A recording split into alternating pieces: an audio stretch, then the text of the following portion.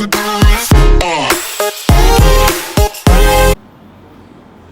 buenas tardes, yo soy Sebastián Barras y hoy les vengo a hablar sobre principalmente tres movimientos literarios que son el romanticismo, el realismo y el simbolismo. Entonces, antes de empezar, yo quisiera describirles la situación por la cual pasaba ese momento las personas, o sea, el siglo XIX. Este siglo XIX estuvo caracterizado porque surgieron muchos movimientos de carácter político, económico y social. Claros ejemplos de esto son la Declaración de los Derechos Humanos, la independencia de las colonias, el avance de la ciencia y el surgimiento de ideales liberales. Pero todas estas cosas antes mencionadas hicieron que surgiera una reorganización en los sistemas políticos europeos. Entonces, empecemos. ¿Qué es el romanticismo? Principalmente el romanticismo es un movimiento literario que surge en Europa antes del siglo XIX, que tiene como origen Alemania e Inglaterra. Pero todos sabemos que un movimiento literario surge porque hay uno antes, y este no fue la excepción. Este surgió como reacción al pensamiento racionalista, y los racionalistas tenían la razón como base de todo conocimiento, y a la ilustración, que era prácticamente un sistema que adoptó la burguesía para hacer una crítica al orden ya establecido. Pero el romanticismo empieza con el Sturmdrama, que era como el que decía las normas el que debería tener el romanticismo, y su iniciador fue Johann Wolfgang. Bueno, ahora sigamos con las principales características del romanticismo. Empecemos. Rechazo al racionalismo. Como antes lo dije, este movimiento surge por el rechazo al racionalismo, que era la ideología o el movimiento que tenía pensado que la razón era la base de todo conocimiento. La conciencia del yo. ¿Qué trató esto? Como ustedes saben, el siglo XVIII estuvo marcado y tuvo una característica que era que se hacía la voluntad del rey. Pero gracias a la revolución industrial y a los pensamientos de los románticos, del romanticismo, esto pudo cambiar y se le dio a la gente y se dio un ideal de vida que era aquel que permitía la expresión individual de cada persona. Exaltación de los sentimientos y la subjetividad.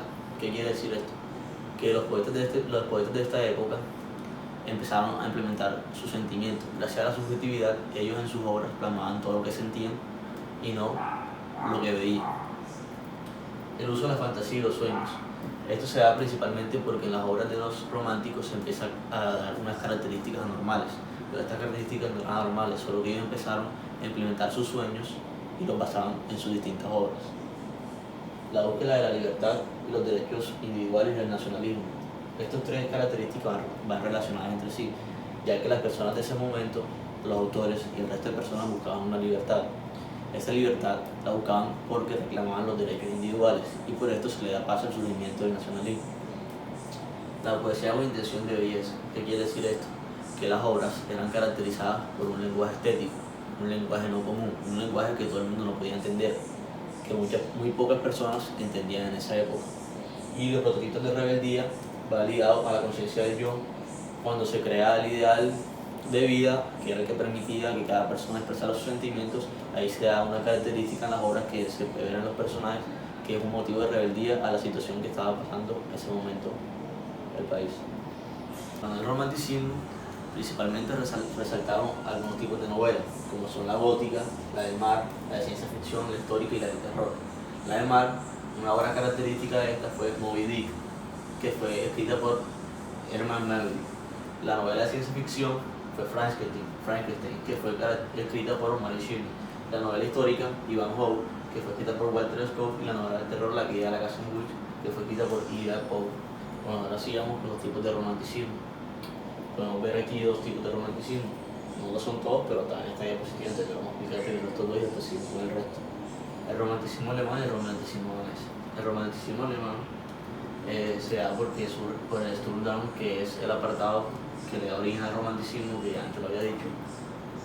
Este tipo de romanticismo se caracteriza por el nacionalismo alemán, el acercamiento a la religión y la recuperación de los valores locales. Como sabemos, el nacionalismo alemán crea un sentimiento en las personas de recuperar aquellos valores que se habían perdido, y por eso se ve relacionado con la recuperación de los valores locales. Pero se dice que no todas las obras del romanticismo alemán llevaban las mismas características, pero también se dice que lo único que no podía faltar en estas obras era el nacionalismo alemán y la oposición a la razón y la exaltación de los sentimientos. Ahora, el romanticismo danés. En ese momento que se crea el romanticismo danés, Inglaterra invade Dinamarca. Cuando invade Dinamarca, esto crea un sentimiento de identidad nacional y su único fin era recuperar el ser danés. Bueno, sigamos con los dos últimos tipos de romanticismo, que es el inglés y el francés. El inglés, tenemos aquí un principal representante que se llama Lord Byron. Este romanticismo inglés fue caracterizado por la reflexión sobre la imaginación, y ellos decían que tenían la capacidad de entender a Dios mediante el arte. Se unió lo divino y lo poético. Esto causó o le dio una enfatización, una popularidad al estilo gótico. Y en este tipo de romanticismo eran fascinados por la naturaleza. El romanticismo francés surge de la Ilustración. Este romanticismo no es tan reconocido como los anteriores nombrados, pero sin embargo cabe resaltar el Atala, que fue escrito por René. Aquí les voy a mostrar una obra característica del romanticismo que se llama El Desesperado, que fue creada por Gustave Courbet. El romanticismo racial con el realismo. Este es un movimiento que surge en el siglo XIX junto con el romanticismo, pero para ser más exacto, más en 1850. Este tiene características que defiende el uso de la objetividad. ¿Qué quiere decir esto? Que los realistas tenían una principal característica, que era que expresaban lo que ellos veían, o sea, eran objetivos. En cambio, los románticos, que explicamos anteriormente, expresaban en sus obras los sentimientos, o sea, eran más subjetivos. Estos dos movimientos son opositores, pero sin embargo no se pueden estudiar por separado. ¿Por qué no se pueden estudiar separados si son opositores? Es porque para entender el realismo se necesita saber la historia del romanticismo. Bueno, sigamos con las características del realismo. Rechaza lo subjetivo y la descripción excesiva. Como sabemos, es un movimiento opositor al romanticismo. Por ello, rechaza lo subjetivo, ya que ellos eran objetivos. La observación. Estos poetas se basaban en la observación, en lo que estaban viviendo, en lo que pasaba por el entorno, en que pasaba la sociedad. Ellos observaban y era lo que plasmaban en sus obras, no como los románticos, que eran un poco imaginarios y por eso las obras eran un poco de carácter anormal, pero porque plasmaban lo que soñaban. El lenguaje directo y objetivo era que ellos tenían un lenguaje directo y objetivo, o sea, no eran subjetivos, o sea, no maquillaban todo, sino que iban al grano, iban a lo directo. Era considerado crudo. Esta característica, o sea, hizo que este movimiento le dieran duro, ya que fue estuvo en lengua de todo, ya que era crudo. O sea, pero ¿por qué era crudo? Porque solo mostraba en sus obras lo que pasaba en la sociedad, o sea, eran objetivos, o sea, solo eran objetivos y no iban a los subjetivos, o sea, no maquillaban las cosas, sino que representaban todo como estaba pasando, y por eso decían que era crudo. Tuvo una oposición a la literatura fantástica, ya que esa fue una característica propia del romanticismo, uso de la explicación. Porque se da la ejemplificación, ya que se empieza a dar la ejemplificación para que las personas de la sociedad pudieran entender más por lo que estaba pasando a ellos. Tuvo un lenguaje común que todos entendieran, no como el romanticismo, que tuvo una belleza, un lenguaje estético y que pocas personas entendían. En cambio, en este movimiento todos lo entendían. Expresa el entorno de cada persona, y era que los autores expresaban lo que pasaba a cada persona, la situación que se vivenciaba en cada persona, lo plasmaban en sus obras, y asimismo lo que pasaba en la sociedad. Las quejas de la sociedad, como ya lo expliqué antes, en ese momento, o sea, la sociedad se quejaba mucho de lo que estaba pasando, y entonces se creó un estilo libre y directo, donde los poetas podían escribir de forma libre y expresar de forma objetiva lo que estaba pasando en ese momento. El narrador era omnisciente, o sea, este narrador no estaba dentro de la obra, pero sabía los sentimientos, las acciones y todos los acontecimientos que iban a pasar en ella, aunque no apareciera en ella. Y ligado al realismo, o sea, el naturalismo, que se caracterizó más o menos por la miseria humana. Bueno, otras dos características, ya por finalizar las características del realismo, es que el realismo se encargaba de analizar las personas, las costumbres, los eventos e ideas con la mayor precisión, con la mayor objetividad posible, que fuera posible en el caso. Y otra característica es comprender el contexto, y la libertad de civil limitada, pero estos principalmente se puede entender era que las personas tenían que comprender el contexto que estaban viviendo y que tenían libertad de civil limitada para poder entender la literatura realista. Tipos de realismo: el realismo francés y el inglés. El francés tenía como objetivo observar y describir lo que pasaba en Francia, pero Francia en ese momento estaba pasando porque tenían ciertos problemas y era en torno a la mujer, que era criticada mucho y se dio la prostitución. El realismo inglés se da el proceso de independización, como antes lo dije, en el siglo XIX se da un proceso de colonización por parte de los ingleses y esto hace que los poetas del realismo quieran o les nazca plasmar en sus obras lo que pasaba en ese momento. Bueno, ya para finalizar y dejar de hablar sobre el realismo, tenemos que hablar sobre el tipo de realismo y las mujeres. Más adelante, cuando se lo esté explicando, van a saber por qué le dieron este nombre. Novelas rosas. Las novelas rosas eran novelas o obras escritas por autoras británicas en los que se trataban de temas matrimoniales, pero no sobre el matrimonio como tal, no sobre que dos personas se casen y ya, no. Era que las mujeres en esa época, con el matrimonio, buscaban asegurar un futuro, buscaban asegurar el resto de sus vidas. El funcionamiento del hogar y los roles de los hombres y las mujeres. Estas dos cosas van relacionadas ya porque en esas horas las escritoras británicas hablaban cómo tenía que funcionar un hogar y cuáles eran los roles necesarios que tenía que cumplir el hombre y la mujer para que ese hogar pudiera funcionar bien y se pudiera desarrollar adecuadamente. Y por último, la última característica es las relaciones de la servidumbre con el amo. Bueno, y por último, para terminar el realismo, les vamos a mostrar una obra característica de este periodo, de este movimiento, que se llama El taller del pintor, que fue creada por Gustave Courbet. Como pueden ver, en esta obra se ve la desnudez de la mujer, se ven muchas personas observando la situación que está pasando en este entorno, se ve un animal y un niño mirando se puede decir que es un padre y que esta es la relación familiar de la que se hablaba en esos tiempos. Bueno, ahora sigamos con el simbolismo, que es el último movimiento literario sobre el que les voy a hablar. Surge a partir de la segunda mitad del siglo XIX.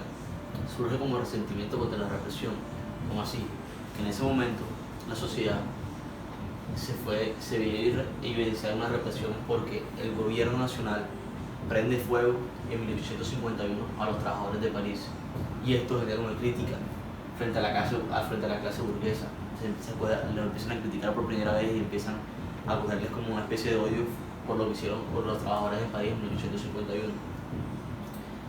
La preocupación por la presión estética en el lenguaje es que se crea un lenguaje otra vez estético, otra vez muy cerrado, ya que no todas las personas lo podían entender, no como el movimiento anterior, que era un lenguaje común que todos podían entender y tras de eso se daban ejemplos para que la gente entendiera aún más.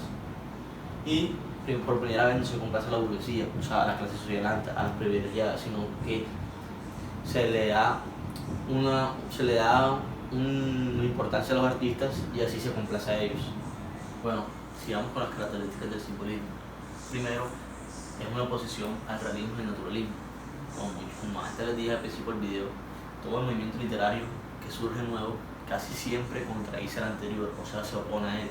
Entonces se puso el realismo y el naturalismo. ¿Por qué el naturalismo? No les expliqué el naturalismo, pero les dije que el naturalismo surge como al mismo tiempo que el realismo, entonces por eso también se opone. La música como modelo del lenguaje. ¿Qué quería decir esto? Que en esos momentos los autores interpretaban la música y trataban de sacar ideas de ella y trataban de interpretar lo que ella decía, lo que les hacía sentir, y eso era lo que plasmaban en sus obras. Unión entre inspiración y técnica. La parte de la inspiración fue a la represión que pasaba la sociedad en ese momento, y la técnica fue que se creó un lenguaje estético. O sea, que antes venía el lenguaje común del realismo, ahora se creó un lenguaje estético que muchas personas no entendían, pero que era más técnico. El género más cultivado fue el lírico. En ese momento el género más cultivado era el lírico. El manifiesto simbolista. Ya. Bueno, sigamos con las características del simbolismo. Primero, es una oposición al realismo y al naturalismo. Como antes les dije al principio del video, todo el movimiento literario que surge nuevo casi siempre contradice al anterior, o sea, se opone a él. Entonces este se puso el realismo y el naturalismo. ¿Por qué el naturalismo? No le expliqué el naturalismo, pero les dije que el naturalismo surge como al mismo tiempo que el realismo, entonces por eso también se opone. La música como modelo del lenguaje. ¿Qué quería decir esto? Que en esos momentos los autores interpretaban la música y trataban de sacar ideas de ella y trataban de interpretar lo que ella decía, lo que les hacía sentir, y eso era lo que plasmaban en sus obras. Unión entre inspiración y técnica. La parte de la inspiración fue a la represión que pasaba la sociedad en ese momento, y la técnica fue que se creó un lenguaje estético. O sea, que antes venía el lenguaje común del realismo, ahora se creó un lenguaje estético que muchas personas no entendían, pero que era más técnico. El género más cultivado fue el lírico. En ese momento se cultivó, el género más cultivado era el lírico. Bueno, el manifiesto simbolista.